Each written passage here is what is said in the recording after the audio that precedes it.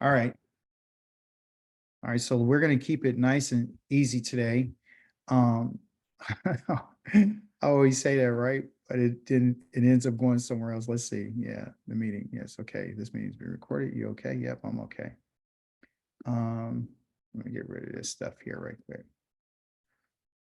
Again, thank you guys for spending your time today to allow me to teach you some of the things that what the Most High has been talking about to us during this week. The Torah is very important for us. It changes our lives.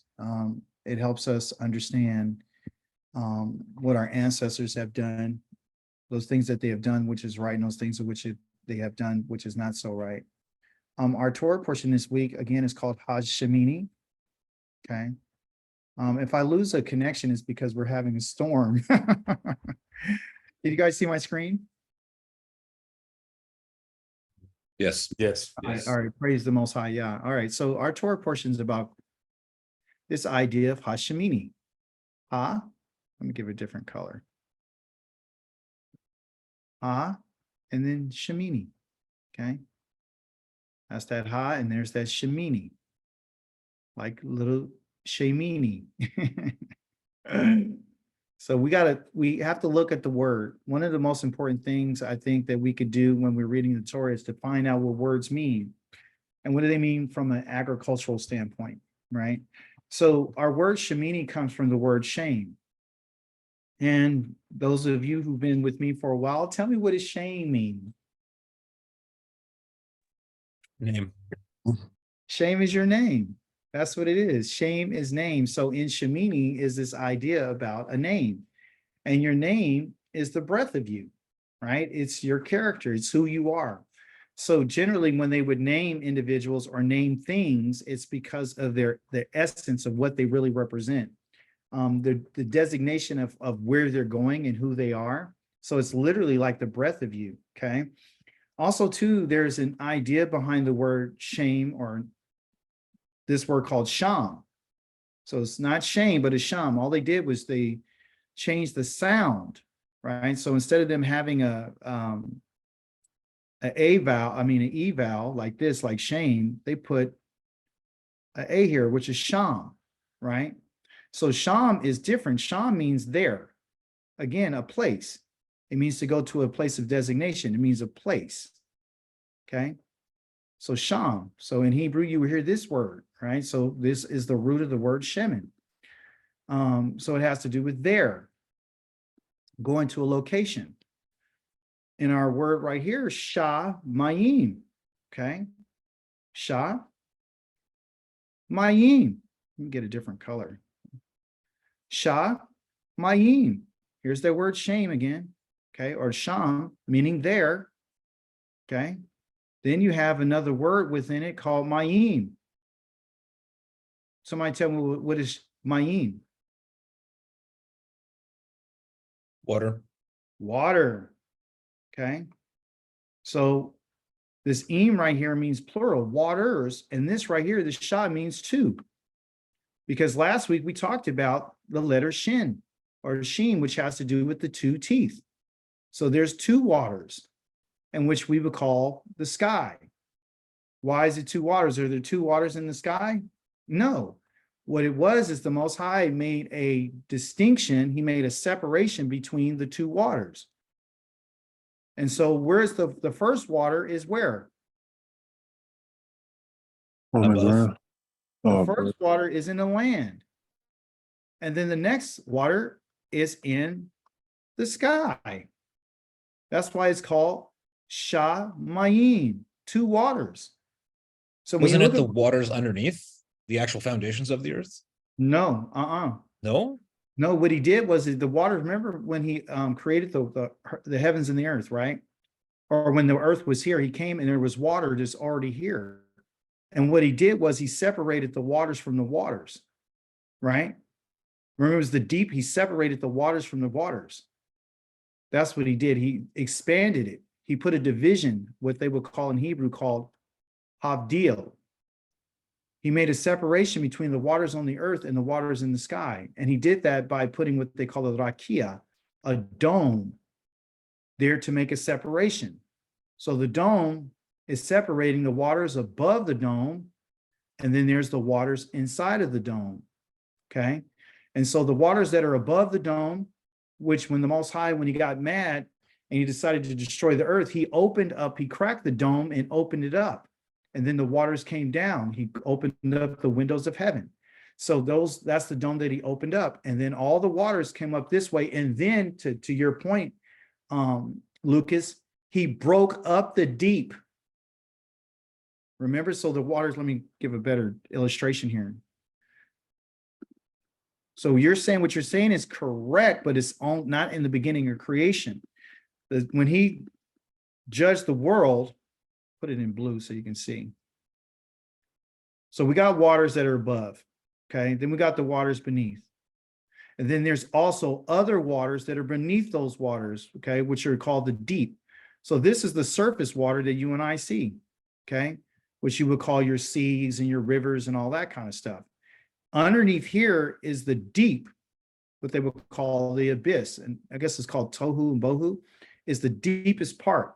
And then up here is the heavens, is the skies. And so when the Most High opened up the sky, the water came down this way, and then he broke up the deep down here, and the water came up this way through the waters and through the earth, the surface of the land, the earth. So that's where he broke up the deep. Okay. But he didn't break up the deep when he created the Shamayim. He did not. He just separated the waters that were on the earth from the waters that are in the sky. He put that dome there and he separated it. Another connection too between this. So we got the heavens, we got we got the name, we got the breath, we got the character, we got all that. This word right here is called Shemin. Okay, and you still see the shin right there, and you see the mem, but they added another letter, which is that in, which is called a noon. So this right here, Shemin here, anybody want to take a guess with Shemin? You probably heard me speak this word a lot. It's in your offerings. Want to take a guess what it means? You use it to put it on your face. You mix different things. You can add stuff to it to give it a certain fragrance. Oil. Thank you. So Shemin is oil. Okay, so that's part of our word Shemini, right? So it's oil. And Shemin also means fat. So the olive oil is the fatness that comes from the olive. So to be Shemin has to do with oil. Oil means the fat. Okay, so anything that has the Shemin, it can get the fat. Okay. And this is not the fat that's inside of the animal. This is the fatness that has to do with, olives, or the fatness of fruits, or the fatness of anything like that, like the avocado, the fat, okay? The abundance, okay?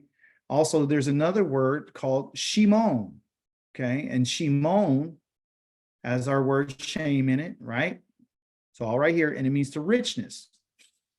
So we can see that this word Shemini has, a lot of agricultural connections that tells us about what does it mean for this in particular day. And of course, there's a word called Shemona, okay? Say Shemona, which I say make her your friend.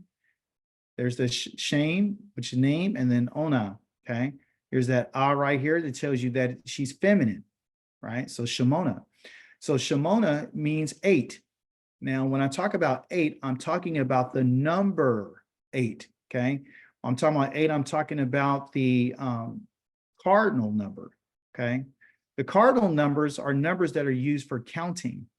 So if I had to count something, I would say, I have 8 of these, or I have 10 of these, or 5, or so forth and so on, right? So there's a difference. So Shemona is not necessarily the same. It might share a root, but it's not the same as Shemini. Okay, so Shemona is a cardinal number 8. And then, of course, we come to our Torah portion called Shemini. And Shemini means the 8th. Okay, so this right here is your ordinal number. So, if you've got an ordinal number, it tells you the order. 1, 2, 3, 4, first, second, third, It gives you the order, and the order tells you what the rank is. So it's going to let you know what rank it comes in, right? So here we're discovering that, one is about counting and the other one is about order and about rank. So this word Shemini has to do with the eighth, and the eighth means the beginning. It means to begin something. It means a brand new beginning. So when we look at our daily calendar, right, we have our 7 days, right? So we got day one, or excuse me, we got day one. Let me see. We got a cod. Okay, that one right there is not, like I told you, that's not an ordinal number. Then you have your Shanini, Shalishi, Ravi'i, Kamishi, Shishi, and then Shavi'i, and then finally Shemini. Okay, Shemini is the eighth, right? So I got my day one, and then I got my second, and then my third, my fourth, my fifth, my sixth, my seventh, and my eighth. So basically, if you look at how things run, the Most High, his calendar is every 7 days, right? So every 7 days. Okay. So if he had to go start on the eighth day, it would come up here. Excuse me. It'd be right here. It'd be right here.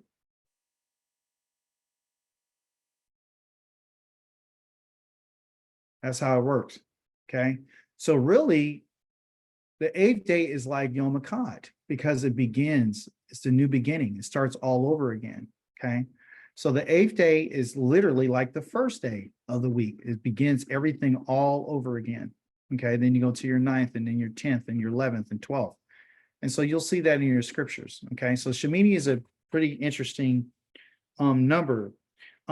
It's used, I would say it's not used that often. I'm going to show you guys how many times it's used and where it's used at and what the significance is, which brings me to my next slide. Talking about what is Shemini's significance? One of the things that I'm learning in our teaching is like, I don't have to go to too many places. What I need to do is focus on something so we can really, really get it. So you're going to hear all today about Shemini, and we're going to talk about what happened to, Aaron and his sons. We're going to talk about Moshe and all that. But I want you to understand that the Shemini is the eighth. So what is the significance of the eighth? What makes this so important, right? Why is this day so important? Because it's mentioned on several different times throughout the scriptures. It's mentioned in the Torah, it's mentioned in the prophets, it's mentioned in the writings, it's mentioned all over the place, okay? But it has a great significance. The first one that I want to talk about briefly is about circumcision. Because on Shemini, circumcision happens, okay? Generation after generation, every male among you who is 8 days old is to be circumcised, okay? Including slaves born within your household and those brought or bought from a foreigner, not descended from you. This is talking to our father Abraham. So circumcision has to do with Shemini, okay? Yahweh said to Moshe, tell the people of Israel, if a woman conceives and she gives birth to a boy, she will be unclean for 7 days, okay? Let me just put a little note in here, like when it's always talking about these 7 days, just like when we looked at our Torah portion this week, it talked about that they had to be inaugurated for 7 days, and then something happens after that, right? So what you're always going to see is you're going to see a packet of 7 days, like a time frame of these 7 days to, and what does 7 mean? Completion. Thank you. So when we talk about 7, we're talking about completion, right? So in order to complete something, it has to be 7 days. In order to complete a week, it has to be 7 days. In order to complete a Shemitah cycle, it has to be 7 years. In order to complete a slavery cycle for a Hebrew slave, it's 7 years.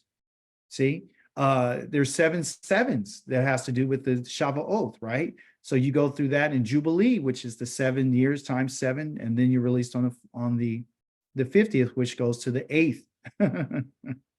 So completion is the deal. So before there is the 8th, there's always a completion.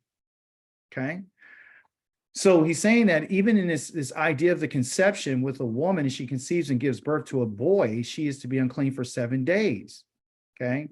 and with the same uncleanness as in her menstrual cycle, because that's a period of 7 days of completeness. She's having her menstrual period for 7 days. On the 8th day, the baby's foreskin is to be circumcised. So he's supposed to be, his foreskin is supposed to be circumcised on the 8th day. So now Yah has mentioned this to Abraham. Yah has mentioned this to Moshe, right? So this is very significant. And he keeps mentioning the 8th day, and he applies it to circumcision. Now, here's something that you'll find in the book of Jeremiah, and I believe it's in chapter number 9. It says, the days are coming, says Yahweh, when I will punish all who have been circumcised in their uncircumcision. And then he mentions these places, Egypt, Yehuda, Edom, and the people of Ammon and Moab, and all those living in the desert who cut the edges. For although all the Goyim are uncircumcised, meaning the nations, all the house of Israel have uncircumcised hearts. Okay. I wanted to put this in here because the Most High wants us to know that there is a clear distinction between, two different types of circumcision, right? So Israel has one that's been physically done. And of course, Edom also has been circumcised because Yitzchak was his father, and that tradition was passed on to him. So, Edom was circumcised, Yehuda was circumcised. There is some historical information that talks about how some of the Egyptians were circumcised. Okay. Ammon and Moab are the sons of Lot, so they received the information because when Yah gave the command to be circumcised, right, to Abraham and to all of his house, their father, which is Lot, or they call him Lot, but his name is Lot, he was there. So Lot was circumcised, and then his sons got circumcised. Okay. So we say, well, isn't the commandment of the circumcision given to the children of Israel? Yes, it is, but it was given to our father Abraham. Okay. And so there's other people that practice circumcision besides the children of Israel. Now, what the Most High is saying is, he's saying that I'm going to punish all those who have been circumcised in their uncircumcision. What does he mean by that? Well, he means that the fact is that you may have an outward, you might have the outward sign, right? That you and I are in a covenant. You might be able to practice that. But what's happened is there's something that's going on the inside. So one is on the outside, okay? And the other is on the inside, okay? And what the Most High wants is he wants both. See, Israel may have uncircumcised hearts. Israel might be circumcised on the outside, but inwardly they're not. In the inside, they're not circumcised. So the fact is when you talk about circumcision, it means that the front is covered, okay? And the front that's covered is the male part that's covered, which, they would call the head. And once it's cut and it's open, and then the head is revealed, okay? And it means that when he says that you're uncircumcised, your mind, not your heart, your mind is covered. It's covered, okay? And if your mind is covered, that means that you don't have any understanding. You don't have any understanding, see? So this outward is supposed to reflect the inside. Just like when we talked about the animals that had to be sacrificed, they had to go through a process of examination. The Most High is saying, look, you guys are concerned with your outsides, but you're not really concerned with your inside. So you'll put on a show, you'll do all the signs, you'll do the circumcision, you'll wear your tzitzit, your beard, you might, keep the Shabbat, you know what I'm saying? You might not work and all that kind of stuff, but is your heart really in it? I woke up this morning and I was listening to a song by Atlantic Star called "If Your Heart Isn't in It, Why Won't You Just Tell Me So?" Right? It's back in the 90s, I think. 80s or 90s. If your heart isn't in it, why can't you just tell me so? And then it says, if my heart wasn't in it, I would have been gone long ago. So the fact of the matter is we got to understand that the Most High is concerned with the heart. He's concerned with your levav, right? That's what he's concerned with, your lav. He's concerned with your inner person, right? This is your inner man, okay? And so ladies, don't feel left out, because you have to be circumcised too, right? Your inner man has to be circumcised. Your inner man, your inner authority has to be circumcised. You have to get understanding here, in which they would call your mind, which is your inner authority, okay? So the idea behind the inside versus the outside is something the Most High is trying to bring to our attention. And we find that in what happened on Yom Shemini in our Torah portion. Okay. So just like the children of Aaron, outwardly, I mean, they've had some great experience. I mean, did they eat with Moses and Aharon, their father, on the mountain of Mount Sinai? When the Most High said, bring Aaron and Nadav, and he said, bring them. He didn't say bring Ithamar and Eleazar. He said, bring Nadav and Abihu and Aaron and the elders, and all you guys come up and have a meal with me. So they saw a vision of the Most High. So it wasn't like these young men or men weren't initiated, like they didn't have any idea. But they did all the outward things, but the inside, they weren't, something was missing. And we want to talk a little bit about that. So here's what the Supreme Master of Masters, Yahweh, says. No foreigner, uncircumcised in both heart and flesh, is to enter my sanctuary. No foreigner living among the people of Israel. You can find this in the book of Ezekiel chapter number 45, or excuse me, 44, when he's talking to Israel about how they would bring people into his sanctuary that wasn't circumcised, okay? And he's talking about both. So I put this here to show you that what the Most High concern is that I want both of these. I want your heart and I want your flesh. Your flesh is should be a reflection of your heart, right? And your mind should be a reflection of your outside, right? So if you're talking about cleaning the inside, right? A lot of people focus on the outside. They want to look good on the outside, but the inside is where it's at, and that's where the problem is.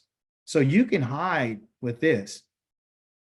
You know, we could do that really well, but this is what Yah's concerned with. This is what Yah sees. He sees this and he sees this, okay? He looks at both. Yah's not talking about just the outside. So when religious people are saying, oh, well, you know, we don't have to be circumcised anymore because we're circumcised. The Christ has circumcised us. No, you're not circumcised, okay? You're not. We don't need to do the flesh. No, that's part of the covenant that he gave to Abraham. Why? Because what he's trying to get us to understand is, I'm going to do something here because this is what I want you to pay attention to. I want to teach you through this. So I'm going to teach you through the physical. Okay. That's what God teaches us, through the physical. See, you can't understand the spiritual until you understand the physical. That's just the truth. You won't. Okay. So Yah has designed us in a way that he has to actually have us go through things physically. That's why he had Aaron and his sons physically stay in the place for 7 days and teach them and train them. He didn't just download and say, okay, I'm going to spiritually download everything so you don't, have to worry about doing it. You're automatically going to be able to do it. He didn't do that. Yah didn't just go into the land and say, okay, well, you guys get there, I'm going to kill everybody. And when you get there, you just go in and it's all taken care of. So one of the things that happens to people who are being religious is what they'll do is they'll cancel out the flesh and say, we're going to do this because this is the heart and God knows my heart. Well, the heart you can hide. Okay. There's a lot that's hidden in the heart. You can hide stuff in the heart, right? And people don't know. So don't give up on the physical, okay? Your Torah portion, you learned about food, right? So food is physical, but there's spiritual implications behind it, right? So Yah, again, is using physical things to teach us about the spiritual. And at that time, I will be going against them. Now, this right here is something I want to bring out, not to hurt our feelings, but just to tell us the truth. The Yah is going against them, bringing them into the lands of their enemies at that time. But if their uncircumcised heart grows humble and they are paid for the punishment for their misdeeds, then I will remember my covenant with Yaakov, and my covenant with Yitzchak, and my covenant with Abraham, and I will remember the land. Okay. So the Most High again is telling us that, listen, you guys want to be spiritual only, but I'm telling you, when I'm talking about remembering them, I'm talking about, I remember who Yaakov was, his being and how he practiced and how he lived his life. I remember Yitzchak. I remember what I told him physically. I remember physically that I told your father Abraham to be circumcised. He did. I remember when I told him to go and obey my voice. He did. He physically did what I told him, which has spiritual implication. See, so you got to get your flesh, you got to get your body to follow what the Most High says.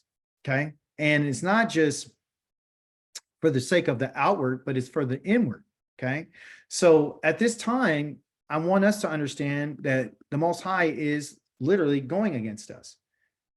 This is the truth. Even though you're getting the Torah and you're learning and we're learning about him, we don't want to discount what he said. He said, I'm going against them.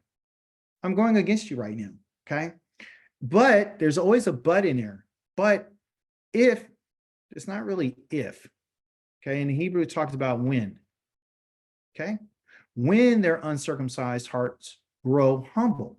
So all of us, including Akika Dawid, has an uncircumcised mind. That means that I don't understand everything. And when we say that we don't understand everything, and we say that, guess what? I need to change my attitude and my behavior consistent upon this, that I am uncircumcised, and we accept this, then we can accept our punishment.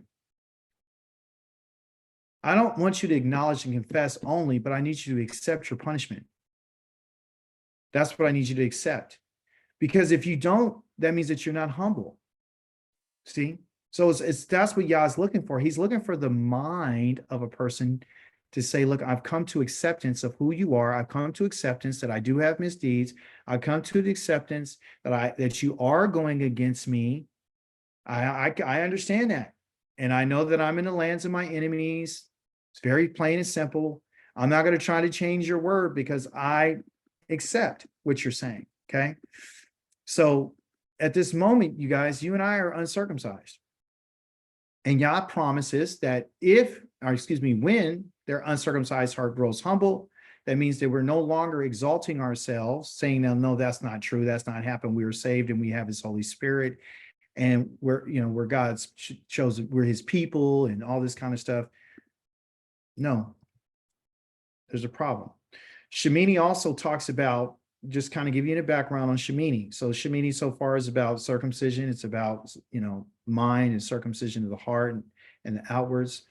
It's also too about this idea of leprosy. On Shemini, they were able to come on the 8th day, and he would have to take 2 lambs without defect, female lamb of the first year without defects, 6.5 quarts of fine flour, a grain offering mixed with shemen, and on the 2/3 of the pint of the olive oil, the shemen.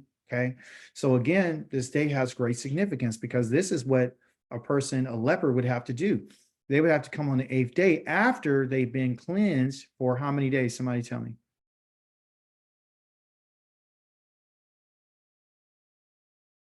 How many days? Okay, so the 3rd day, they found out nothing's wrong, but what is the complete time that they would have to live outside of their house after they shaved everything off? 8 days.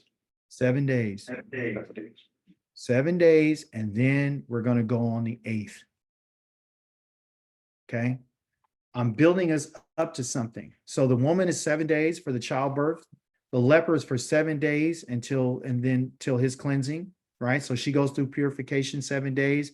Okay. The child has to be circumcised on the 8th day. That means for 7 days, the child is going through a process, okay, of what? Fattening up, being prepared, plumping up to be able to endure the 8th day. Okay. So it takes a 7-day period in order to endure for the 8th day. Okay. A cutting away, right? So I'm trying to give you the formula. The formula is 7 days and then the 8th day, right? The new beginning, right? You'll be ready, the fatness. Okay. Shemini has to do with the firstborn. Okay, so it's not just the lepers, it's not just the women, it's just not the consecration of the priests 7 days. Okay, it also has to do with the firstborn, right? So you're not to delay offering from your harvest of grain, olive oil, or wine, right? So there's the shemen again, your wine, the firstborn of your sons. You are to give to me. You are to do the same with your oxen and your sheep. It is to stay with his mother 7 days. See, so what we're seeing, everyone, is a pattern. Right? It's a 7-day pattern of completion. Then on the 8th day, I want you to give it to me. Okay. So this is for your sons. I want your sons. He doesn't tell us right here that, he doesn't share, well, hey, I want them circumcised. He already said that. Okay. This right here is telling us, hey, your sons, I want them. They stay with their mother for 7 days, and then the 8th day, you circumcise them. When they circumcise them on the 8th day, that means that you're giving them to me. When you have your oxen, just like your sons, Okay. You're going to take your oxen and your sheep. Okay. And you're going to let it stay with its mother for 7 days. Because on the 8th day, you're going to give it to me. So everything is about giving it to Yah, right? So when Aaron and his sons and all them went through the consecration periods, they prepared themselves because they were going to meet the Most High. On the 8th day, that means that he was ready to come and meet with them because they were supposed to be giving it to me on the 8th day, okay? Shemini, right, has to do with being set apart, right? So I'm going to show you the Shemini about set apartness. So we see that with the children being circumcised. We see that with the priest going through the inauguration period, being trained and taught. We see that with the animals, that, hey, you're going to give it to me. You're going to set apart the firstborn of the animals. They're going to be set apart. So the Shemini has to do with being set apart, okay? And what I mean by being set apart is that everything that we do, right, we have to keep in mind that Yah wants the firstborn. I want the circumcision. I want the first of your sons. I want the first of the animals. I want the best of you. I want a circumcised mind, right? Then he says, I wanted the Shemini and the Moed. The Shemini, all right, which is the 8th, has to do with a Moed.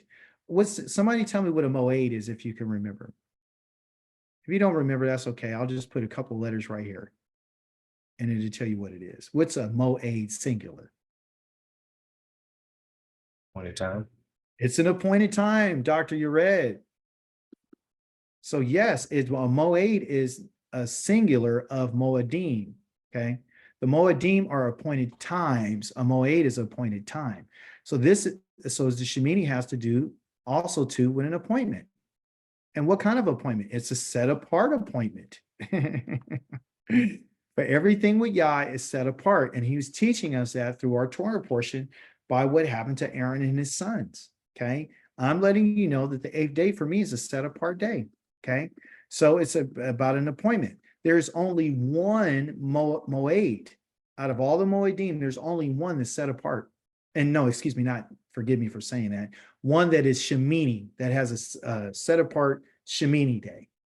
Does anybody know what that is? We have 7 Moeds, not including the Shabbat, which is the 8th, all right? But which one do you think it is? Do you think it's Pesach? Do you think it's Matzah? Do you think it's Shavuot? Do you think it's Teruma? Do you think it's Sukkot? Do you think it's Yom Kippur? Which one do you think the Most High says, just take a guess, about Shemini?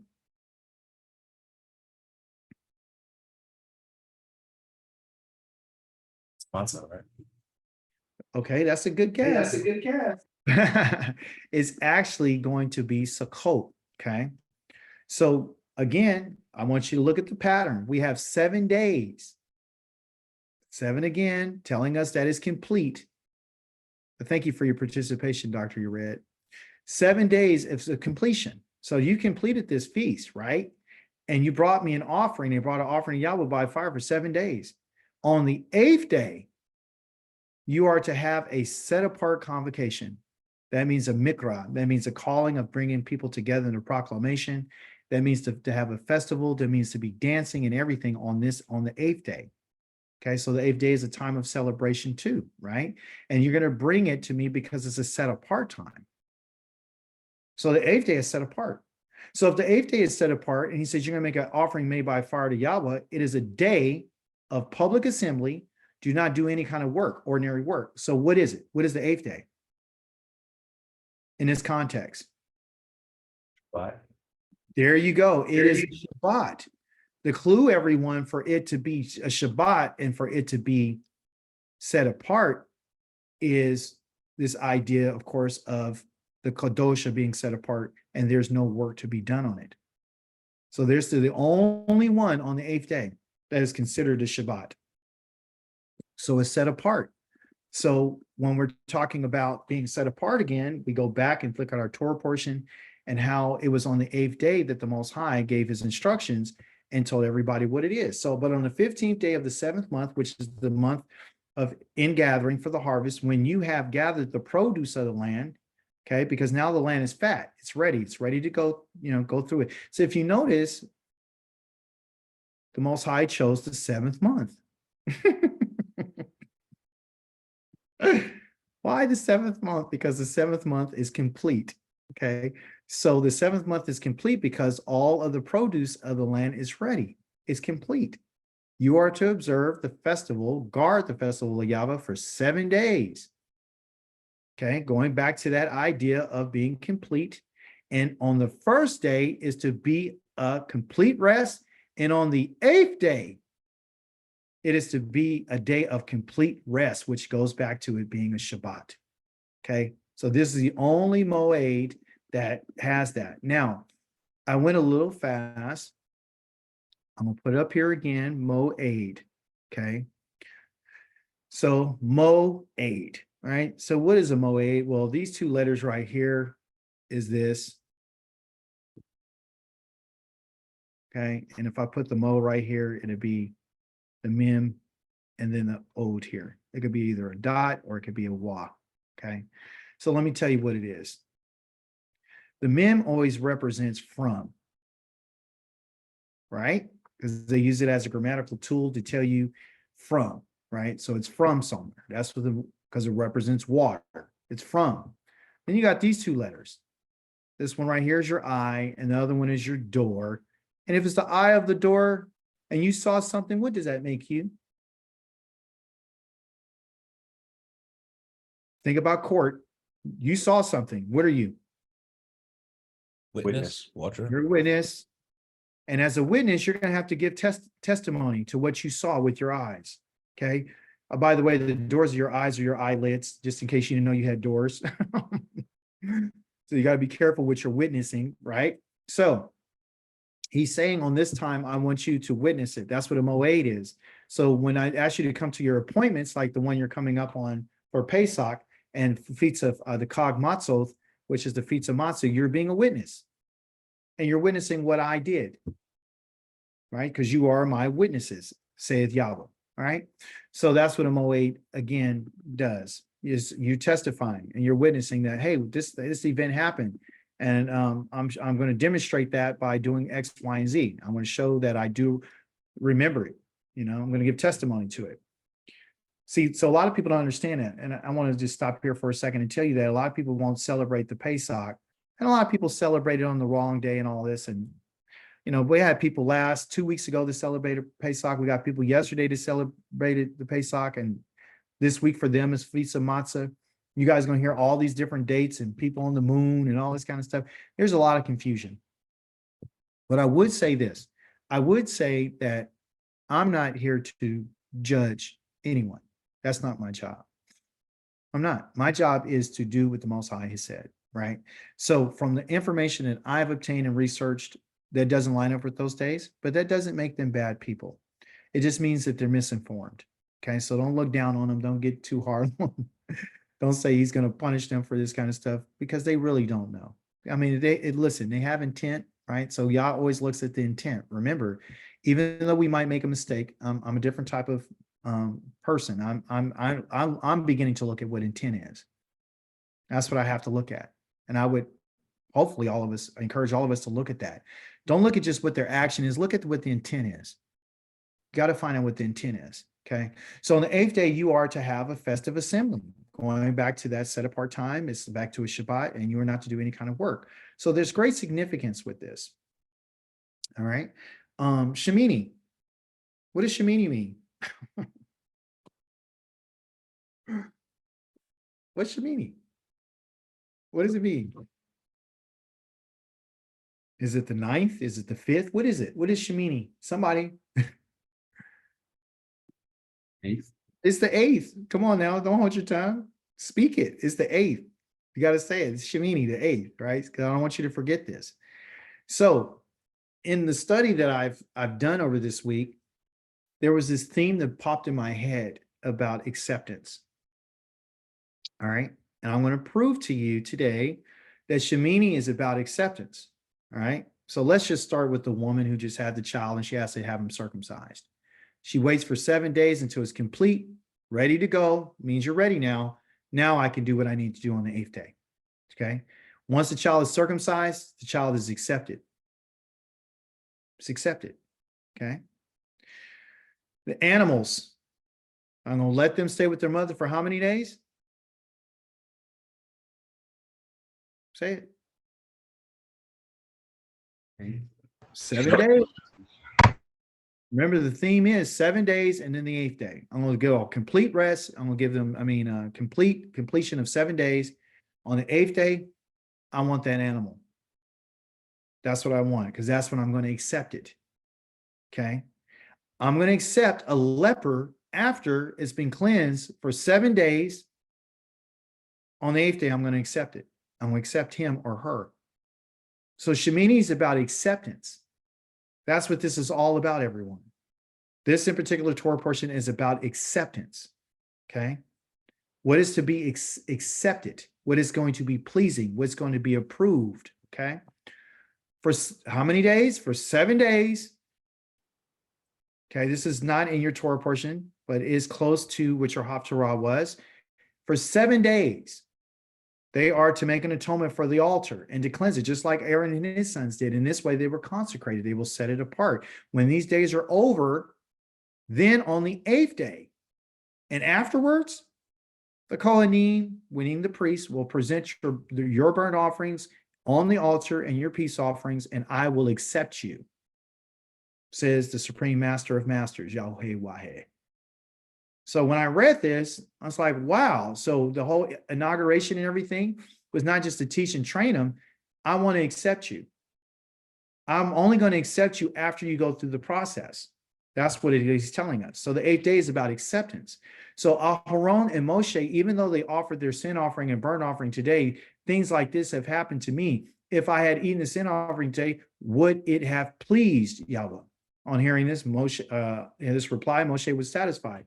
Your Torah portion talked about how Moshe, after Nadab and Abihu got killed, Aharon, Ithamar, and Eleazar, his 2 sons, Yah says, you guys don't remove your, Moshe told them, don't remove your turbans, don't take your clothes off, don't rip your clothing, because if you do, then Yah's going to kill you, and he's going to burst out in anger over the people. So don't do that. So they went through, after the death of the son, they still had to do what they had to do. And Aaron, he said this statement. When Moshe asked him, why haven't you guys eaten up the sin offering? Why haven't you done this? This is after the death of Nabadab and Abihu. And he was like, why haven't you done this? And he was angry. And Aharon said this, if I had eaten the sin offering today, would it have pleased Yahweh? Would it have been good in Yah's eyes? You and I can learn from Aharon. If your heart isn't in it, then why are you going to do it? If your heart's not in it, then why are you studying the Torah? Why? If you're not willing to really turn everything over, then why do it? You're wasting your time. It's all in vain. That's what we'll be doing. He understood something. Even after the death of his son, service had to continue. But even in his service, he still didn't go through the motions just to do it. So we see that this wasn't a religious move. This was a move of his own mind, his own desire. He knew that if he'd offered it to Yah, that it wasn't going to be pleasing to Yah. He knew that it wouldn't be accepted. So we can learn from him. So despite his tragedy and everything that just happened to him, he had enough good sense not to offer Yah anything, because it wasn't what he wanted to do. See? And guess what? Moshe was satisfied with that response, and so was the Most High. Okay? He was. Before I go into the glory of Shemini, going back to the idea of acceptance, there are some things that were unacceptable. I didn't have a slide here. I just thought about it. Shemini has to do with acceptance. But there's a negative aspect that we have to think about. It's the things that are not accepted or unacceptable. Okay.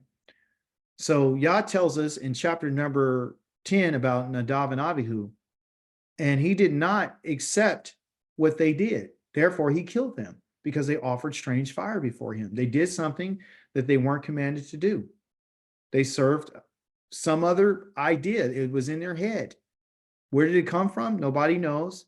There was an inference made in chapter number 10 where the Most High spoke to Aaron directly and said, hey, when you guys come into the tabernacle, don't drink.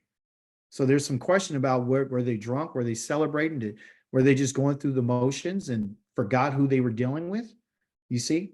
So those things were unacceptable. What was unacceptable also too that you find in your Torah portion, there's a group of animals that have been designated as unacceptable, that you are not supposed to touch or eat. Okay. Insects, you're going to find out, you should have found out that, hey, if a fly falls in the container and you guys find out, depending on what the container is, some of those containers have to be washed and some have to be destroyed. So there's always going to be this idea behind Shemini about acceptance and those things that are unacceptable. And it's up to us to find out what it is. And we have to gauge and measure that by what the Most High said.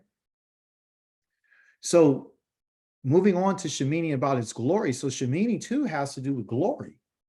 So we see a lot about Shemini. Shemini ain't just eighth. Shemini's about glory. Shemini's about acceptance. You know, Shemini has to do with purification with the leper. Shemini has to do with circumcision. It has to do with a lot, right? But this one here has to do with the glory. So it was on the 8th day, okay? Remember, on Shemini, on the fatness, okay?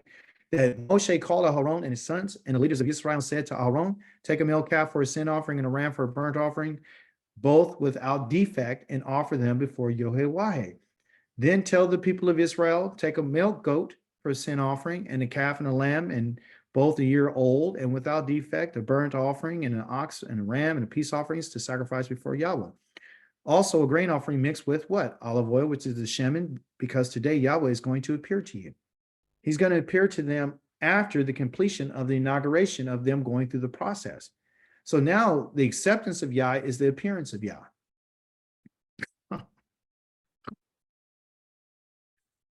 Moshe and Aaron entered the tent of meeting and came out and blessed the people. See, after they did what he said, and then the glory of Yah appeared to all the people. When? On the 8th day. Fire came forth from the presence of Yahweh, consuming the burnt offering and the fat on the altar. And when the people saw it, they shouted and fell on their faces. Now, this is kind of, I think it's cryptic, because I think about it, I was like, okay, well, there's a lot of scriptures that talk about how Yah's glory is going to appear to the whole world. Is it going to be on the 8th day?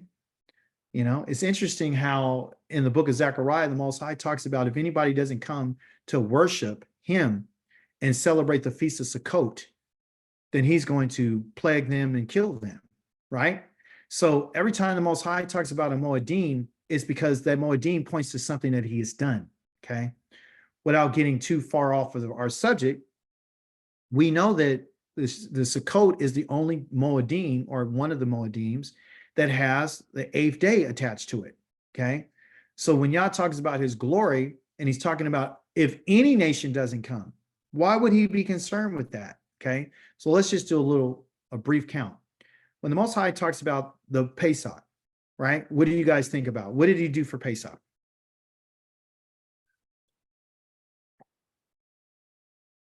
What did he do? Who did he deliver on Pesach? I killed the firstborn. Yeah. I killed the firstborn for who? For Israel. I killed him for Israel. Okay. And I want you to remember it. So I want you to tell your children, your children's children, your children's children, of how many generations forever. Now, guys, I want you to always remember what I did. Then he goes over to matzah. He tells us to do matzah because that's the bread of affliction that I want you to know that I delivered you from your slavery. Then he tells us about Savaoth, which talks about, I brought you to the land that I promised your ancestors. I always want you to do that so you can remember what I did for you, right? Then he goes to Teruma. He says, I want you to blow the shofar. Why? Because remember, the shofar was blown on Mount Sinai, and I gave you my Torah, and it came to your attention. What else happens?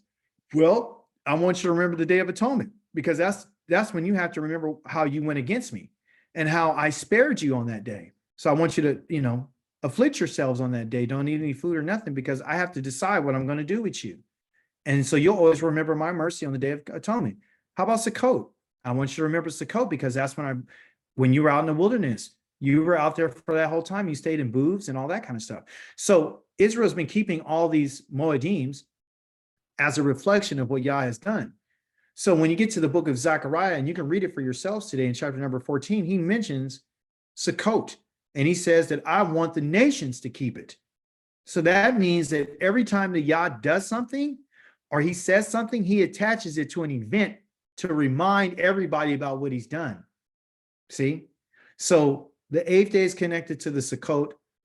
The Goyim is attached to it, but now we see that the glory of Yah to appear to all people is going to happen on the 8th day. See, so there's some significance there. That's my point. So Moses said to Aaron, after he killed his sons, this is what Yahweh said. Okay, because Yah not only blazed up against the burning offerings and the fat on the altar, right? And the fire came forth from there, but the same fire came and hit Nadav and Abihu. Last week, we talked about making mistakes and having faults. I forgot to tell you that sometimes making mistakes can be costly. Some of them can be very expensive. But I don't think that these were mistakes that they made in a sense of that was not intentional. What they did was intentional. Okay. You say, well, how can you prove that? Well, they made the decision to get their censers and put fire that they were not instructed to do. They went outside of the commandment. And as a result of that, right, that was a deliberate act against what he said. He killed them. Okay. So Aaron lost both his sons that day, 2 of them. And this is what Yahweh said: through those who are near to me or near me, I will be consecrated. I'm going to be kadosh, and before all the people, I will be glorified. That's something that needs to resonate with us. Okay. Number one, there's only a certain group of people that are going to ever draw near to Yah in that capacity. Okay. And it's not everybody, not like the New Testament tells you. It's only Aaron and his sons and that whole family. Okay. Before all the people, I will be glorified. And before all the people, I will be glorified. Yah chose the 8th day to be glorified, to show his glory to the people. Aaron kept silent. When it says he kept silent, he went dumb. He went dumb like he was dead. Okay, because it's connected to the word Adam, meaning to have blood, meaning he went dead, like he was a dead man. Okay, he was smart though. He was very intelligent because he was able to understand. And this is prior to him saying to Moses or Moshe, hey, would I have been accepted if I would have done what I've done? So this whole time as he's going through this, he's keeping silent. He's not saying anything, right? He's thinking, he's contemplating, what can I do? If I take my turban off, I'm dead. If I remove my clothing or tear it, I'm dead. My sons do it. The ones that are remaining, they're dead. Was I a good father? Didn't I teach them the right way? Didn't we go over this information? Could you imagine all the things he was thinking? I think we can learn that even in a tragedy, some of the best things that we could do is keep silent. And guess what? The whole world's going to keep silent. When the Yah's glory shows up, nobody's going to be saying anything. Everybody's literally going to be dumbed down, deafened, like they're not going to say anything. Then the glory of Yahweh will be revealed, and all humankind together will see it, for the mouth of Yahweh has spoken. Yah's glory will be revealed to the whole entire world, everyone. And they're going to be silent too. They're going to go deaf and they're going to go dumb. They're not going to say anything. There won't be nothing to say. Okay. The glory of Yah is associated with fire. It's not just this brilliance that we see in the book of Ezekiel. That was in a vision. We see that when Yah shows up, he shows up with fire, just like when he did at Mount Sinai. Okay. Another connection to Shemini has to do with this idea of kadosh, right? And I think that's what Yah is trying to let us know, that there's certain things that are going to be accepted and certain things that are not going to be accepted, right? The idea behind Shemini is to be kadosh. Okay.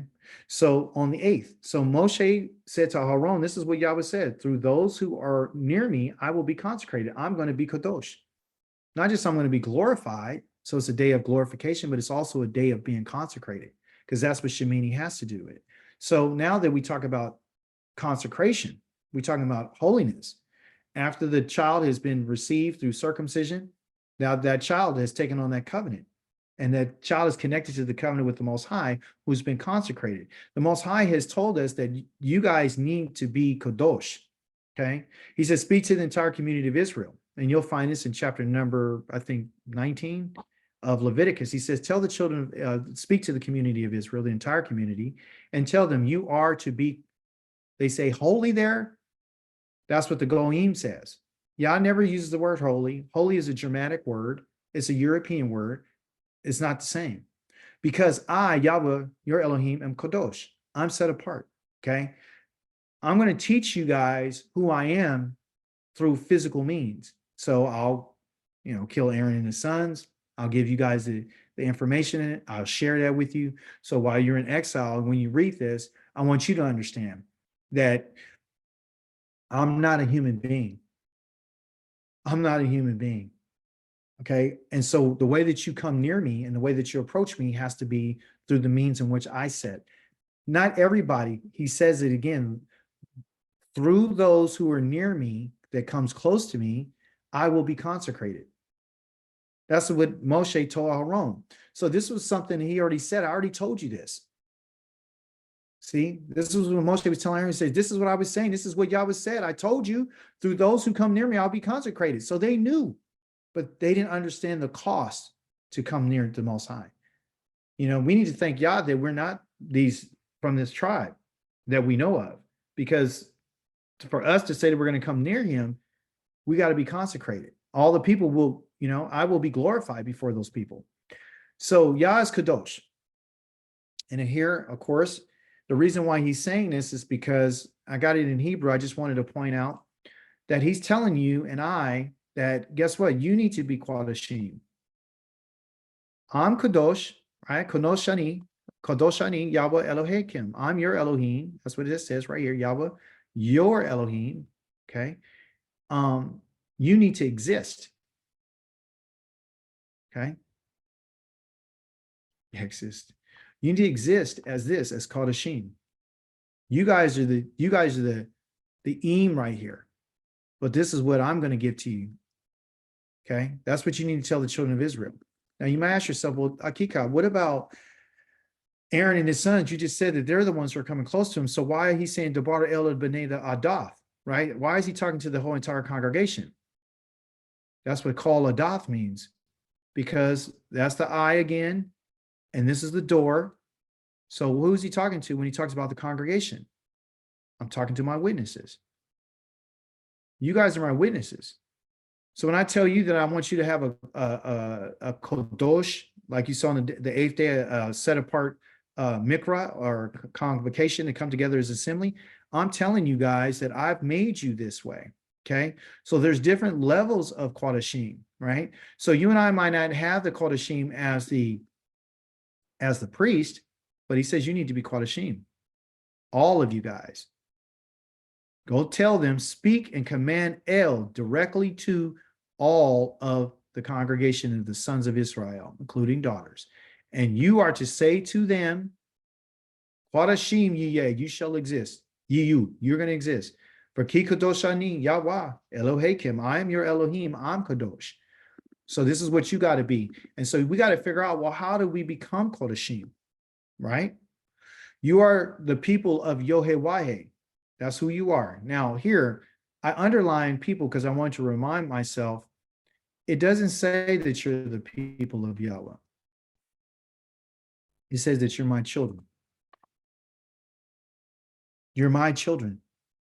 I think we get lost in sauce, you know, and I use that term jokingly. We're floating around in gravy because we don't understand that when he talks about people, that kind of diminishes the relationship. The relationship that you and I have with Yah is of one of being a child to the Most High. You're my children. You're the children of Yahweh. Okay, this is in Deuteronomy 14, verse number 1. You are the children of Yohewah. You're not just my people, you're my children. Okay. You are not to gash yourselves or shave your hair above your foreheads in mourning for the dead, because you are a people, meaning you are my children, who are set apart for Yohewah. Yahweh your Elohim has chosen you to be his own unique Segula treasure from all the peoples on the face of the earth. You're my children. I chose you not just to be my people. You are people, but you're my children. You're my children. Okay? So here it is. I need you to be Kadosh. The Atah, you are. Okay? Now listen, the Atah right there is you, singular. Not plural. You. For Yahweh. Elohekah, singular. Get the pen. Ka right here is singular. You. I'm talking to you. You. Chosen to exist for a people, Segula, from all of the peoples in which are on the face of the earth, of the land, Adamah. That's who you are. Okay. That's who you are. You're a kadosh people. Okay. To me. Finally, Shemini, again, has to do with the priesthood. You'll find that the whole purpose of the priesthood is to teach God's people. The they there is talking about the priest. They're to teach my people. They're to teach my children the difference between kadosh and common, and enable them to distinguish between clean and unclean, right? So you are the Ami. The Yoru here, the Yoru it sounds like Yoru. That is the Torah. That's the instructions.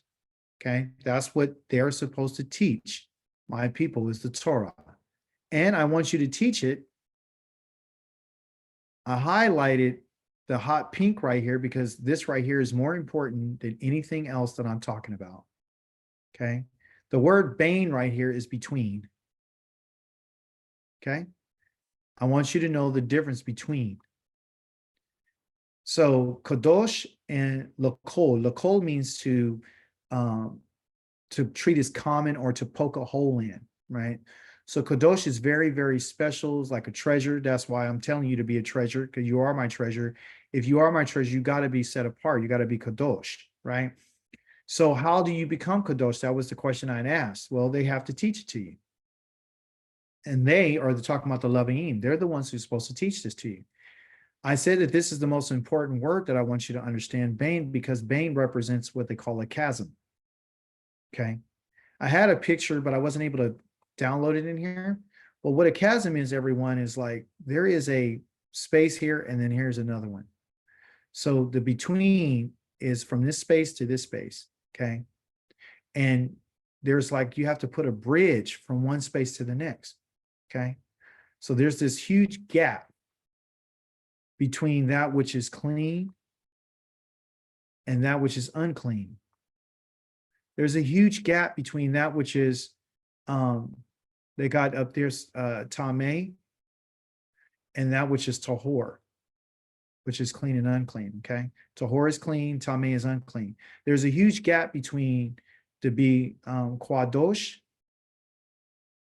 which is to be set apart, kwadosh, forgive me, kwadosh, and the other side of kwadosh is to be l'kol, CCH. Forget the writing, kol, meaning to be profaned, be common, okay? So there's a huge gap. That's what I want you to understand.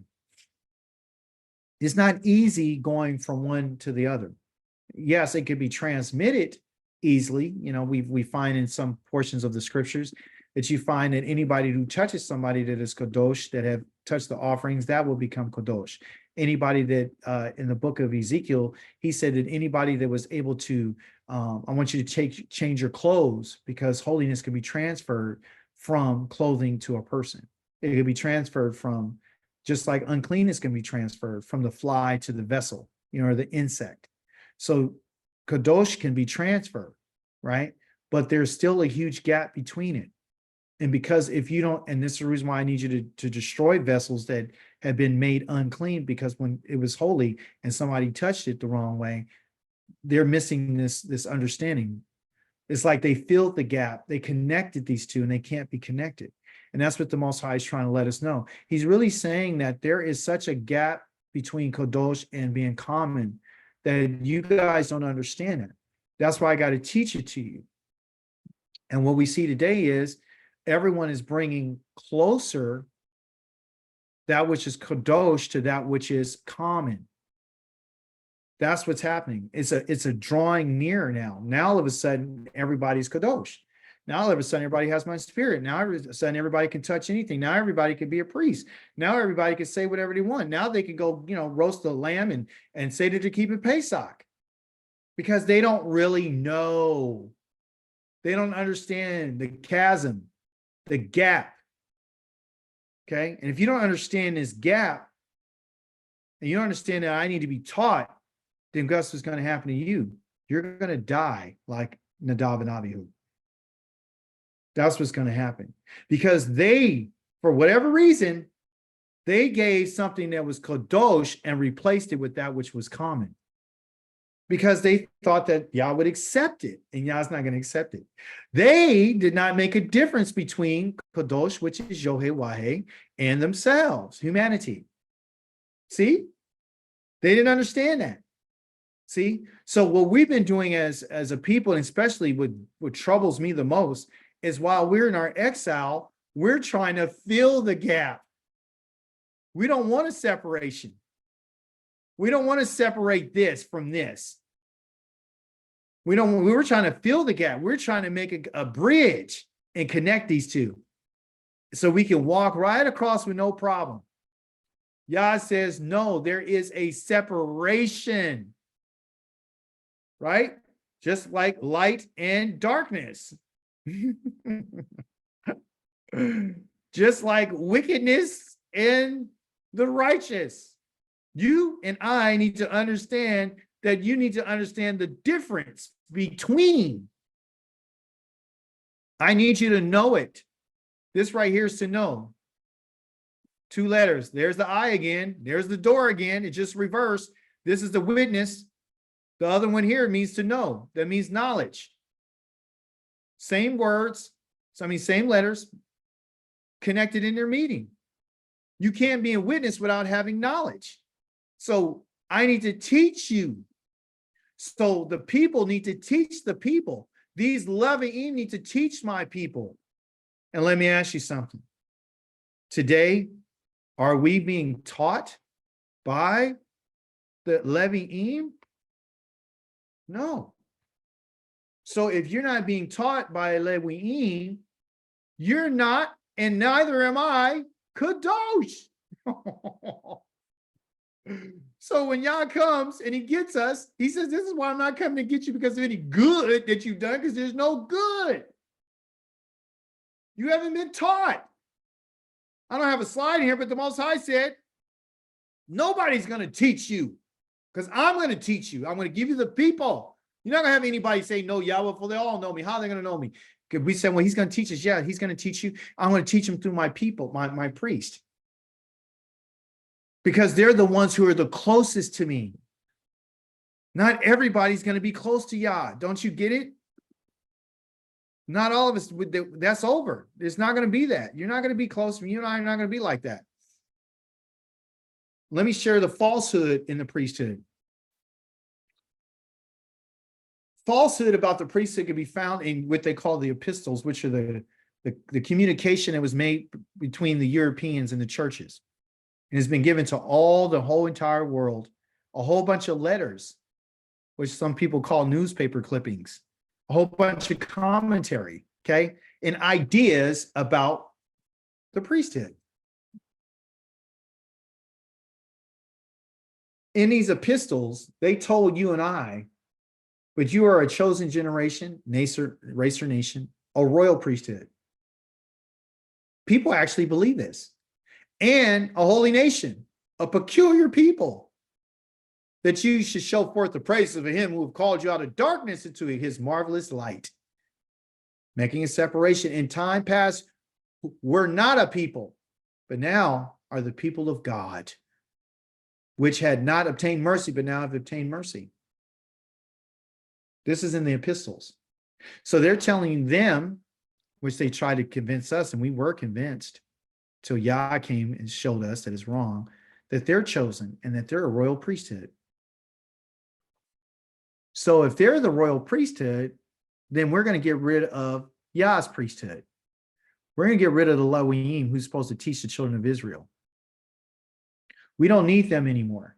Scratch them. Okay? So here's the deal. If you and I are going around and we're thinking that we're following someone who is a Levi'im, and they're not, and they haven't been verified by Yah, they haven't gone through a consecration period for 7 days, they haven't purified the altar. Guess what it is, you guys? The only way that we get connected to Yah is through the altar. And that's something that they want to get rid of. They'll replace the altar with the cross. So they'll move you from this to this. So you won't have the relationship because the relationship with Yah is through the altar. And I'm going to show you that. So if they change the priesthood, they need to change the altar. We don't need the altar anymore. Now we got the cross. So even the Hebristians, the ones who are Christians, hybrids, Hebrews, they're following the cross. They're not following the altar because they say you don't need a sacrifice anymore, which is not true. Okay. But they're saying that they're a chosen generation. They're saying that they're different. They're different. They're different than Israel. Okay. They're saying they're the holy nation now without the priesthood. I have here for you some information for you about Paul, the epistle, the letter that he's writing, versus what King David said, Melech David. Listen to this. On your left-hand side is what Paul said, and on the right-hand side, you see Melech David. Okay. Paul uses what David said, but he makes some changes. So he could get you off of the altar and get you onto something else. Okay. Let's see what Paul says. He said, this is why on coming into the world, talking about Christ, he says, it has not been your will to have an animal sacrifice or a meal offering. Rather, you have prepared for me a body. No, you would have not been pleased with burnt offerings and sin offerings. Then I said, look, in the scroll of the book, it is written of me, about me, I have come to do your will. So this is about the will of God that Christ said that he's coming to do. And he says that God wasn't interested in offerings, so that's why he prepared a body for Christ. Okay? Paul is referencing Psalms chapter number 40. Okay? This right here, I believe, right here, I think this is in the book of Hebrews. Sacrifice and grain offerings you don't want. This is what David said. Burnt offerings and sin offerings you don't demand. Okay? Instead, you have given me open ears. So then I said, here I am, I'm coming. In the scroll of the book, it is written about me. Okay? David is making a statement about Yah opening his ears, not about a body. So Paul deliberately changed it from open ears to a body so he can fit the meta narrative about Christ. See? So why would he change this? Because if you don't have a body, you don't have a sacrifice. David over here wasn't saying that Yah wasn't pleased with it. He's saying that you're not asking for that. What you want first is open ears so a person can understand what you're saying. Remember, I said earlier in some of my teachings, he says, here I am, I'm available to you. That's what you're after. You're after me being available to you. That's all he was saying. He's saying, don't use the sacrifice and the grain offerings to just physically just do it. He's saying, remember, I told you the physical teaches you about the spiritual. So it's like he's saying that David never offered any grain. David made sacrifices. But through those sacrifices, he understood, oh, you're using the physical to teach me about the spiritual. Oh, you're saying that you want the only reason, the purpose for the sacrifice and the grain offerings and the mincha and the burnt offerings is saying, oh, you don't just want the animal. Oh, you want the whole me. That's what the whole olah means. You want the whole me. Oh, now that you want the whole me, oh, that's what it means? You want all of me? Because that's what a whole burnt offering is. It's all. Oh, you want all of me? Oh, my ears are open. I can hear you. I can hear you. I can finally hear you. Here I am. I'm coming. I'm going to give you all of me now. That's what he was saying. He wasn't saying that I want you don't want the offerings. Yeah, use the offerings to teach us. That's what he was saying. Well, let Paul tell it. Says something totally different. Look what Paul said versus what Yahweh says. Let's read what Yahweh says first. This is what Yahweh says. There will never be cut off from David a man to occupy the throne of the house of Israel. Nor will there ever be cut off from the Kohanim, who are Leviim, a man before me to offer burnt offerings. Oh, wow. That totally negates what Paul said just previously. Okay. There'll never be a man to cut off from David. There'll never be a man cut off from the Leviim, a man to offer burnt offerings, to burn grain offerings and offer sacrifices. How many days? Every day. First day, yep. Second, yep. Third, fourth, fifth, sixth, seventh, eighth, ninth. All every day. For the rest of their lives. They're going to offer sacrifices to Yahweh. That's what Yah says. And you can find this in Jeremiah chapter number 33. But look what Paul said. In saying first, you neither willed or were pleased with animal sacrifices, meal offerings, burnt offerings, sin offerings, things which are offered in accordance with the Torah. And then look, I've come to you your will. Now he's talking about Christ, talking about what his will was. He takes away the first system, which is the one of the loving and the offerings, in order to set up a second. It is in connection with this will, talking about the will of God, that he says that it's the will of God, that Yah didn't want it, that Christ came with the body, right? That's what he's saying. Yah's will is that he didn't want this anymore. So he's given him a body, and in connection with his will, that we have been separated for God and made holy. So they're saying that Paul's telling you that you could be made holy and separated by what? By the body of Christ. Once and for all, through the offering of Yeshua, the Messiah's body. So they got to get rid of the first system in order for the second system to work. And that's the goal of the church. That's the goal of the people who hate Yah. Yah never said that. Yah didn't say that it's going to get rid of he doesn't want that. Yah says, I'm going to take all the offerings from the Leviim. There will always be a man. There will never be cut off from me of the Kohanim who will offer to me every day. Here he says it's once and for all. There's no more offerings. So you got to ask yourself, well, who am I going to believe? Am I going to believe the letters and the epistles from these people, or am I going to believe what the Most High said, according to the prophets? Here's something about Paul said too. Paul, he's talking about the past, and Ezekiel's talking about the future.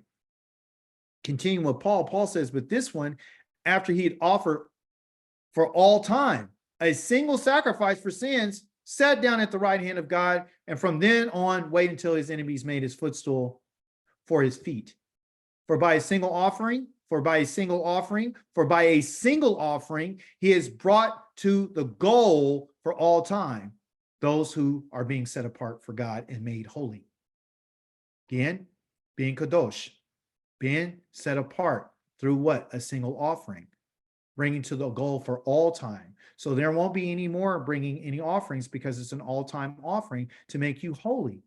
So the people that are Christians and are listening to me right now, you're under the erroneous impression that you are set apart and that you're holy. Okay? That's what you're under the false understanding. Listen what Ezekiel said according to what Yah told him. Yah said on the future, on the 14th day of the first month, you are to have a Pesach, a feast 7 days long. Matzah will be eaten. On that day, the prince in the future will provide for himself and for all the people of the land a young bull as a sin offering. Ezekiel chapter number 45. On the 7 days of the feast, he's to provide a burnt offering for Yahweh. Remember, he said Yah doesn't want a burnt offering anymore. That's what Paul said. 7 young bulls, 7 rams without defect daily for 7 days, and a male goat daily as a sin offering. For who? For the people of Israel. And the prince is going to provide one for himself and for all the people. So if Christ did an all-time offering and everybody's made holy, then why is there still sin in the future? Why are people still going to die in the future? Let Paul tell it. Paul says, don't you know that you people are God's temple and that God's spirit lives in you? So if anyone destroys God's temple, you or God will destroy him. For God's temple is holy, and you yourselves are that temple. So he's telling the people that you're holy. He's saying that you're God's temple. Yahweh says, I will put my spirit inside of you and cause you to live by my laws. Respect my rulings and obey them. If indeed the Christianity and the followers of Paul, which is an ambassador for Christ, said that God's spirit is inside and he lives in you, then why don't they live by his laws? Why don't they respect his rulings? His laws right here, his kukim. The kukim is Yah's decrees. The decrees are talking about the set apart times. The decrees is what Yah said about how the Leviim are supposed to get a portion, not of the land, but of all the offerings. There's several different type of kokim. The Mishpat team is his rulings. So are they following Yah's judgments? Are they living by them? Are they obeying them? Are they respecting these judgments? Yah tells us what his judgments are about, the Hebrew slave in chapter number 24 of the book of Exodus. You can look it up. It's called Mishpatim. He tells you what happens to the children if they disrespect their parents. He tells you how you should treat a foreigner and a stranger. He tells you how you deal with widows. He tells you his judgments on these things. So if God's spirit is living in them and they're his temple, then why is it that they're living the way that they're living? So you know that this over here is false. This is a falsehood, okay? Right? But Yah says that you're going to live. When Yah gives you his spirit, you're going to live by his laws. You're going to respect his rulings, and you're going to obey them. That means that you're going to do what he said. And then not only when I give you my spirit, I'm going to connect my spirit and life to you living in your land that I gave to your ancestors. You will be my people, and I will be your Elohim. See? So for us, we need to understand something. And that's found in the book of Ezekiel for those who want to know, in chapter number 36, verse number 27. What he's saying is, if I gave you my spirit, I'm going to cause you to live by my laws. Living by Yah's laws means that you have to be taught Yah's laws. Okay? Being taught the laws, the statutes, and the commandments was the job of the priest. They're the ones who's supposed to come and teach it to us. You understand? Okay? So as you learn and you go through life, you be like, hey, this is what Yah says. You have a problem? He says that the priests are going to be my judges in controversies. You can find that in Ezekiel chapter number 44. Okay. So what am I trying to show you? I'm trying to show you there's a contrast between what the Most High said and what these other people are saying. There's a falsehood that we need to be aware of. Now, in conclusion, I have these Hebrew sentences here, okay? The only part that I want to talk about these Hebrew sentences is the things that are highlighted in the pink. Okay, I want to show you something, all right? Let me see. Okay. Okay. I'll explain it to you. The reason why I highlighted this in pink is because what I'm saying, these words right here is what Yah just said. Okay. So everything that's said right here is what's in Hebrew. Okay. So the first part is, I will put my spirit inside of you. Okay. That's the first part. And the one I want you to focus on is this. You. Okay. Because Paul says, don't you know? Right? Isn't that what he said? He said that you people, right, are the temple of God, and that God's spirit lives in you. Okay. Now, what the Most High is telling us is this. Now, Paul didn't get this from anywhere. When I try to look and say, well, did he reference any type of other scriptures? He didn't. He just said this. This is his opinion. Okay. This is what Yah says. Sure, I get it clear right here. And I'm going to point you to my spirit. That's my rookie. I will give, okay? I'm going to give you my spirit in the midst of you. That you right there is plural. Okay? So if he's talking plural, he's not talking singular. Okay? So he's not saying, hey, don't you know his spirit's inside? He's not talking to individuals at a church. If he's saying this in a plural form, who is he talking to?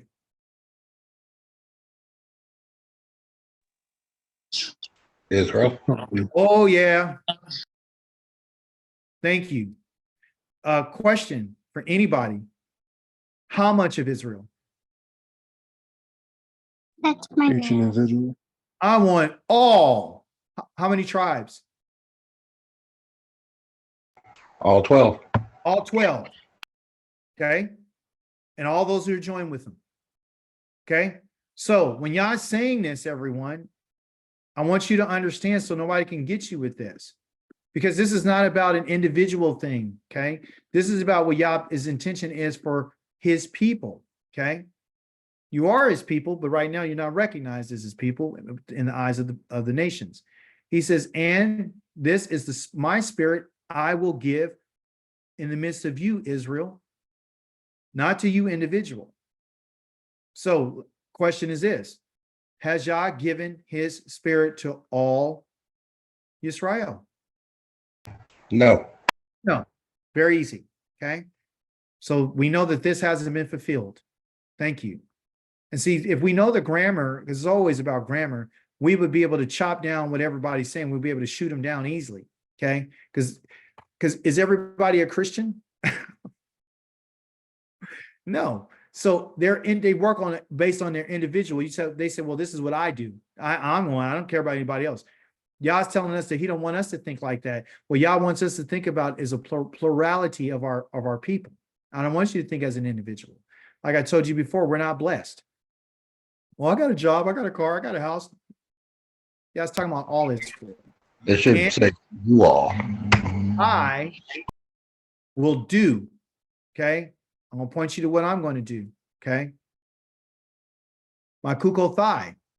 They're going to live. You guys, that's the plurality. You're going to lake. Okay. The lake right there is walk or to live. All of you guys are going to live and walk in what?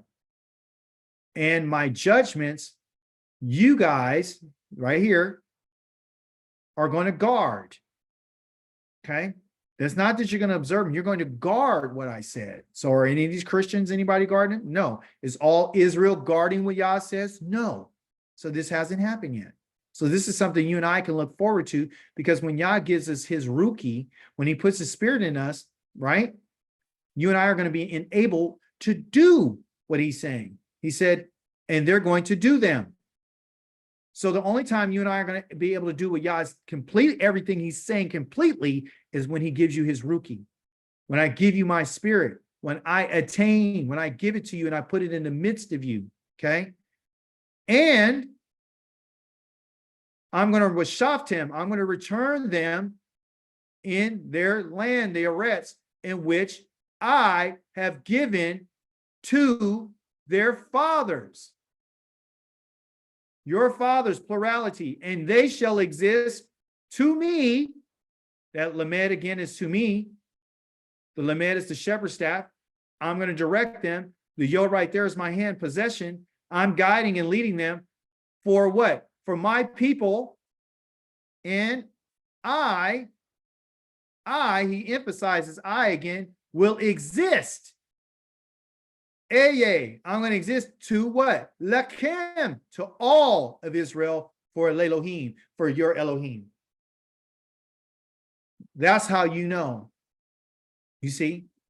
So it's important for us to understand the grammar. It's important for us to understand what Yah said. If you don't understand the grammar, okay, then you would read it in English and say, oh, I have a spirit. I have a spirit because I keep the Shabbat. Oh, I have a spirit because I respect the judgments and I obey them. Only part I don't have is I don't live in the land. No, you got to understand that when Yah gives us his spirit, it's so that you could live in the land, because you can't live in the land without this no more. That's what he's saying. Yah's telling us you're not going to live in the land if you don't have a spirit. You're not going to live in the land if Yah doesn't give this to you. You're not going to, if you don't obey the laws and statutes. He knows that you and I will never be able to keep the laws and statutes and commandments the way he says without his spirit. That's how important it is. So people going around today saying they have a spirit is lying. People are going around and saying that they're keeping all of his laws and statutes and commandments are lying. They're lying. And they're lying against the Kadosh one. And therefore, because they don't know how to make a separation, they're going to make a mistake that's going to cost them their lives. And that's the mistake that they're making today. They don't have to be in front of an altar to make a mistake. They don't have to go get another censer and put some different fire in it. They think because they don't have a censer with no fire that they won't get killed. Yah's not talking about the censer and he's not talking about the fire. He's talking about what's inside of Nadav and Abihu. Nadav's name means to be willing. He was impelled. He was excited. He got beside himself, meaning he did something that he thought that was going to be accepted by Yah. And he said, Yah's going to accept this. I'm right here with him. I'm a Levite. My family's been chosen. Those boys died that day. Yah's telling us that if you behave in a manner like Nadav and Abihu, and you think that you're going to come to me and you're going to stand before me and you're going to tout about how well you did, you don't know that I'm Kadosh. And therefore, you forfeit your life. That's what it is. You see, if you're saying that somebody's a Leviim and you're listening to what they're telling you and you're thinking that you're doing everything I'm saying, Yah says you might as well go kill a man. Because I'm gonna pay you back. Shabbat Shalom. That's what it is, everybody. He's telling us what it is. We don't be religious. If we get religious, then we're going to get hurt. That's just what it is. Don't get in this whole thing. I mean, I heard somebody today talking about, oh, well, we got the oral Torah. They're going back to the oral Torah, which is the Talmud and the Mishnah. Then when you bring out, hey, guess what? They have a whole bunch of stuff in there as perversion. Oh, well, they didn't mean it by that. So how is it that you and I are coming to the Torah and we weren't given the oral Torah? We're going back to the written Torah. Yah wrote the written Torah for us because it's a safeguard against what other people are telling you. Do you understand? It's a safeguard. I confess out of my own mouth today. I already shared with you. I don't have a circumcised heart. Yah said I don't have one. So I don't have all the answers, and neither do you. So what are we doing here? See, that's when people give up because they don't want to be part of a group that says, oh, well, we're not part of a group of people. We don't have nowhere to go. We can't do Pesach. We can't be gathered. Do you want to be gathered with a whole bunch of people that are doing things the wrong way? Or would you rather be the minority and sit around and say, no, we're going to honor Yah? Because there was only 2 people that honored the Most High out of that group, which is Caleb and Joshua. Everybody else, including the people that went with them, the other 10 people, and all the people rose up against Moshe and Aharon. It's about being the minority in this situation. It's about really showing respect and understanding and accepting your punishment. So we're learning about what Yah says. So he's given us the Torah. He's given us to read these things, to understand, like, listen, I'm telling you this because I want you to understand it. You only have a certain amount of time to get this. You're supposed to get it while you are in exile. While you're in punishment is the time where you need to be thinking about what's happened to you. Not celebrating, thinking about what's happened to you. Period. What we've done to Yah, a lot of the prophets say it's unforgivable. We don't even get we're not really getting what we deserve. So that's the truth. And that is what Yah says about us humbling ourselves. If their uncircumcised hearts, their minds, humble themselves, browbeat yourself, put yourself down before Yah. Don't exalt yourself up in front of him. This ain't not a party. This ain't a show. This is for real. So just like they didn't take it serious, a lot of people are not taking Yah serious. As a result of that and a consequence of that, they're going to lose their lives. That's what it is. So we're not religious. I thank each and every last one of you guys for coming today and sharing. We want to go ahead and share this cahoots that Rivka put together for us. She's always worked so hard on these things. And I want to share that with you right quick. And then you guys will have the rest of your Shabbat to worship you the Most High in a way that's just saying thank you and praise you and giving him gratitude for showing you the truth about who we are and what we are. Praise him, my God. You can start recording, Cisco.